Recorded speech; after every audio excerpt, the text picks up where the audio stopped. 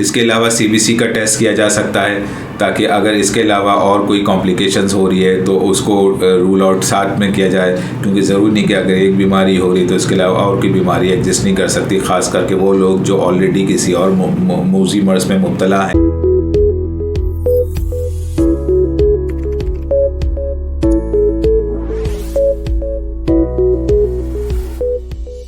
अस्सलाम वालेकुम, मैं हूं आपका होस्ट डॉक्टर मोहम्मद फ़हीम ई-हेल्थ के साथ। आज का हमारा टॉपिक है मुल्क में हलक की बीमारी यानी खुरनाक के फैलाव का ख़दशा पार्ट 2।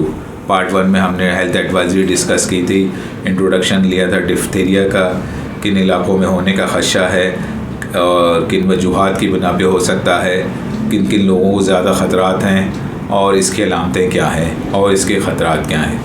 अब इसका डायग्नोसिस का मरहला आता है। डायग्नोसिस बहुत लाजमी सी चीज़ है, चाहे वो कंफर्म केस हो या प्रोबेबल केस हो यानी मशकूक केस हो। दोनों सूरतों में डायग्नोसिस बहुत ज़रूरी है ताकि उसको मज़ीद सेफ़ किया जा सके और बाकी लोगों को उसके हवाले से सेफ़ किया जा सके। डायग्नोसिस का एक ही तरीका है कंफर्मेटरी डायग्नोसिस का, जो गोल्ड स्टैंडर्ड कहलाता है, यानी नेज़ल स्वाब या थ्रोट स्वाब। इसका कल्चर किया जाता है। कल्चर करने के बाद इसको मुख्तलिफ़ मीडिया पे ग्रो किया जाता है और जब ये कंफर्म हो जाता है तकरीबन 2 से 3 दिन में, तो फिर इसकी रिपोर्ट रिलीज़ की जा सकती है। ये हर कोई अभी नहीं कर रहा, लेकिन ये है कि कुछ बड़े हस्पताल हैं जो होपफुली ये टेस्ट करने वाले हैं, या सरकारी अस्पताल की मद में भी कुछ ऐसे अस्पताल हैं जो डेडिकेटेड होंगे बिलखुसूस इस टेस्ट के लिए, नेज़ल स्वाब के लिए और थ्रोट स्वाब के लिए। इसके अलावा CBC का टेस्ट किया जा सकता है, ताकि अगर इसके अलावा और कोई कॉम्प्लिकेशंस हो रही है तो उसको रूल आउट साथ में किया जाए, क्योंकि ज़रूरी नहीं कि अगर एक बीमारी हो रही तो इसके अलावा और कोई बीमारी एग्जिस्ट नहीं कर सकती, ख़ास करके वो लोग जो ऑलरेडी किसी और मौजी मर्ज़ में मुब्तला हैं। HIV है, हेपेटाइटिस है और किडनी डिजीज़ है, डायबिटीज़ है और लीवर डिजीज़ है। तो इस तरह की कोई भी चीज़ है तो उसमें फिर ये अगर डिफ्थीरिया होता है तो ये एक और एडेड इन्फेक्शन हो सकता है, और उसको रूल आउट करने के लिए बेसिक टेस्ट CBC ज़रूर करा लेना चाहिए, और साथ में अगर यूरिन DRB हो तो बहुत ज़रूरी है। सेकेंडली, अगर हम ट्रीटमेंट की बात करें, ये इसमें 2 ही दवाएँ अब तक वैलिड हैं, एथ्रोमाइसिन और पेनिसिलिन।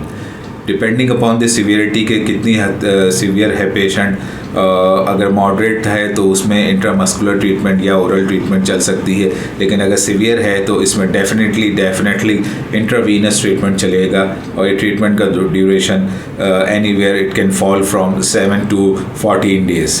तो ये बात जहन में रखनी है, चाहे मशकूक केस हो चाहे कंफर्म केस हो, दोनों को ट्रीटमेंट की ज़रूरत है। ये इसमें कहीं भी ये चीज़ नहीं रखनी है कि अगर हेल्थ केयर फिजिशियन को ये शुबा है कि डिफ्थीरिया इस पेशेंट को सस्पेक्टेड है, तो डेफिनेटली उसने ट्रीटमेंट आगाज़ कर देनी है, और इल्ला ये कि उसका टेस्ट हुआ या नहीं हुआ कंफर्मेटरी टेस्ट, उसने ट्रीटमेंट आगाज़ कर देनी है। और सेकेंडली, अगर बहुत ज़्यादा सीवियरिटी है तो उसमें IV ट्रीटमेंट के साथ साथ एंटी टॉक्सिन भी देना पड़ता है, लेकिन एंटी टॉक्सिन से पहले उसको देखना पड़ेगा फिजिशियन को इसकी सेंसिटिविटी तो नहीं है कोई, तो उस सूरत में फिर एंटी टॉक्सिन मना है। Otherwise anti toxin severe cases में देना लाजमी है ताकि उसकी लाइफ सेव की जा सके, क्योंकि सबसे इम्पॉर्टेंटली जब ये बहुत ज़्यादा एग्रेसिव हो जाती है डिज़ीज़, तो ये लाइफ थ्रेटनिंग सिचुएशन डेवलप कर सकती है which can lead eventually to death.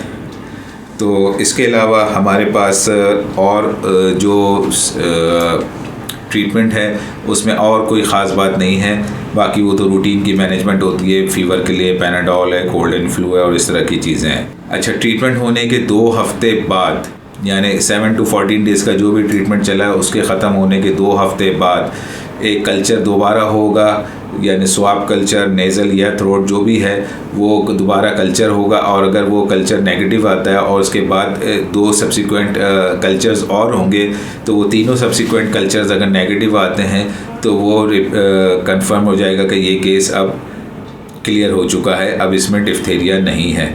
और अगर ये नेगेटिव नहीं आते, पॉजिटिव आते हैं, तो repeat the treatment again and again, और इस दौरान आइसोलेशन रहेगी, क्योंकि आइसोलेशन का मतलब यही होता है कि जब तक कि उसमें इन्फेक्टिविटी है पेशेंट में, तो वो उसको दूसरों को ट्रांसमिशन करने से रोकने के लिए उसकी आइसोलेशन बहुत ज़रूरी है, वरना अदरवाइज़ कोई भी फिजिशियन ये नहीं चाहता कि कोई पेशेंट आइसोलेट रहे, लेकिन मजबूरी है कि 1 से 4 और 4 से 16 अगर इस तरह होने लगे तो फिर whole community will become infected and this will be a disaster for the whole society and for the whole country.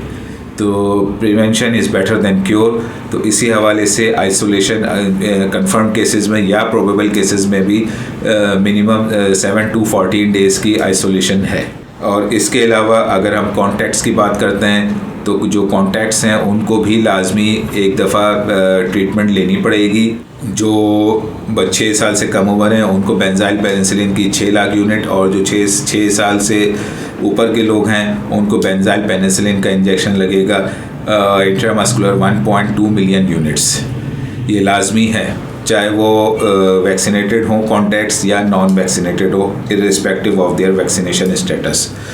उसके अलावा अगर आप प्रिवेंशन की बात करते हैं तो प्रिवेंशन में आपने सबसे पहले जो SOPs को फॉलो करना है, ताकि आपके जो भी हाइजीनिक स्टेटस है, डोमेस्टिक एंड सोशल, ये सारी चीज़ें जो हैं वो आपकी SOPs के तहत चलें। सेकेंडली इम्यूनाइजेशन इसमें बहुत इम्पॉर्टेंट है। जो बच्चे जो पैदा होते हैं 6, 10, 14 वीक्स पे, उनकी इम्यूनाइजेशन बहुत ज़रूरी है। इसके अलावा रैपिड इन्वेस्टिगेशन और prevention of complications and deaths, ये प्रिवेंशंस बहुत ज़रूरी हैं, क्योंकि अगर मैं इसको सम अप करूँ तो SOPs हैं, इम्यूनाइजेशन है, रैपिड इन्वेस्टिगेशन है और prevention of complications and death. इस तरीके से अगर हम चलते हैं तो सोसाइटी में हम बहुत सारी चीज़ों को अंडर कंट्रोल रख सकते हैं। इसके अलावा आपके पास बड़ों की भी वैक्सीन है, यानी टीनेजर्स और एडल्ट्स, वो एक बूस्टर डोज लगेगा, वो सबको लगेगा, ताकि वो कोई भी ऑलरेडी जो वैक्सीनेटेड है अपने चाइल्डहुड में, उसको एक बूस्टर डोज लगने के बाद मज़ीद एफिकेसी उसकी बढ़ जाएगी। और आखिर में last but not the least, surveillance का मतलब ये होता है कि एक तो आपने अपने अतराफ़ में देखना है पेशेंट्स को, ऐसे जो भी इस तरह की कंडीशन में, उनको फ़ौरन फिजिशियन को दिखाएं और इस हवाले से आगाही दें, जानकारी दें, क्योंकि इसके बगैर देखें कोई भी सोसाइटी सही तरीके से हेल्दीली डेवलप नहीं हो सकती अगर ये चीज़ें ना की जाए। और अगर ये नहीं की गई तो, और अगर ये मैसेज बहुत सीरियसली नहीं लिया गया तो ख़ास तौर पे वो जो सर तरीन इलाके हैं और जो खुश्क इलाके हैं हमारे अतराफ़ में और बशमुल हमारे एरिया के, तो उसमें भी बहुत सारी कॉम्प्लिकेशन डेवलप हो सकती हैं। अल्लाह ना करे कि कोई ऐसी सिचुएशन हो कि जो एक हेल्थ इमरजेंसी के तौर पर रेज़ हो। तो फॉर गॉड सेक इस मैसेज को as much as possible spread करें। इसमें जो भी बातें अगर आपको कोई लगता है वैसी बात है, मुझसे या गवर्नमेंट से या अपने पब्लिक जो भी हेल्थ केयर सर्विस प्रोवाइडर है उससे रब्ता करें और इस चीज़ को बहुत सीरियसली लें। Once again thank you very much for your time. Like, subscribe and share my channel. अल्लाह हाफिज़।